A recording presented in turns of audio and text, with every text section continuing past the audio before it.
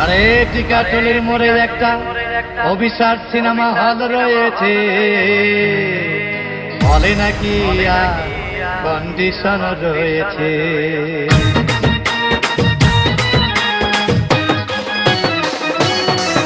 আরে টিকাটলির মোড়ে একটা হল রয়েছে, বলে নাকি কন্ডিশন রয়েছে। আরে টিকাটলির মোড়ে একটা হল রয়েছে, বলে নাকি কন্ডিশন রয়েছে।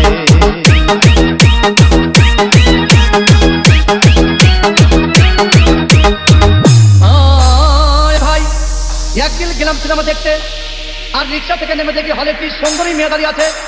হঠাৎ দেখি সেই মেয়েটির চোখে আমার চোখ পড়েছে, বলে নাকি মোড়ে যেটা হল রয়েছে, বলে নাকি কন্ডিশন রয়েছে।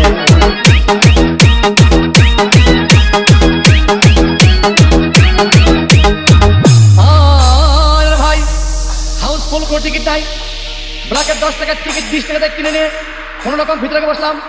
হঠাৎ দেখি পাশে চেয়ারে সেই মেয়েটি আমার পাশেই বসেছে, বলে নাকি আরে টিকাটলির মোড়ে যেটা হল রয়েছে, বলে নাকি কন্ডিশন রয়েছে।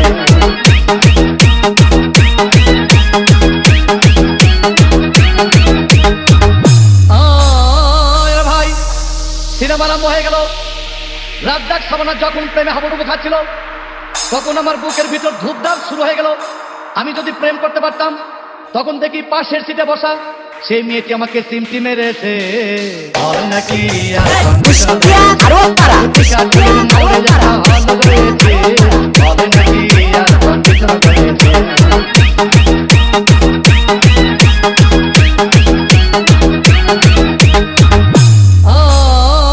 ভাই আমি মেয়েটিকে বললাম তোমার নাম কি? বললাম মালতী বিবি। আহাগো মালতী বিবি বলেই সেই মেয়েটি একটা ফকলা হাসি দিয়েছে, বলে নাকি আরে টিকাটলির মোড়ে যেটা হল রয়েছে, বলে নাকি কন্ডিশন রয়েছে।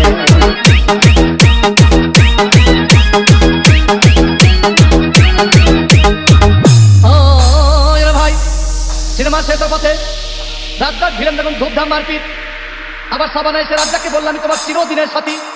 তখন দেখি পাশে সিটে বসা সেই মেয়েটি আমাকে জড়িয়ে ধরেছে, বলে নাকি টিকাটলির মোড়ে যেটা হল রয়েছে, বলে নাকি কন্ডিশন রয়েছে।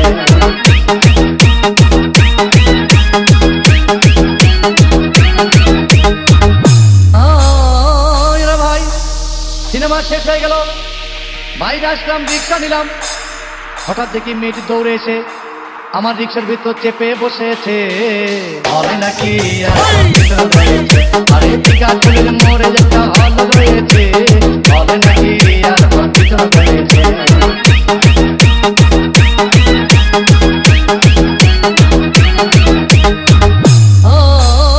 ভাই মেয়েটি বললো আমাকে ডার্লিং খুব ক্ষুধা পেয়েছে, গেলাম মস্তবা হোটেলে, খুব লাকুমা খাইলাম।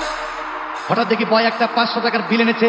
বিল না দেখে তখন আমার মাথা ঘুরেছে, বলে নাকি টিকাটলির মোড়ে যেটা হল রয়েছে, বলে নাকি কন্ডিশন রয়েছে।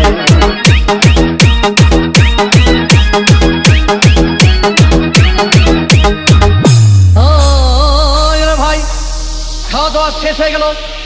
মেয়েটি বলল ডার্লিং আজকের মতো চলে যাই বলে চলে গেল।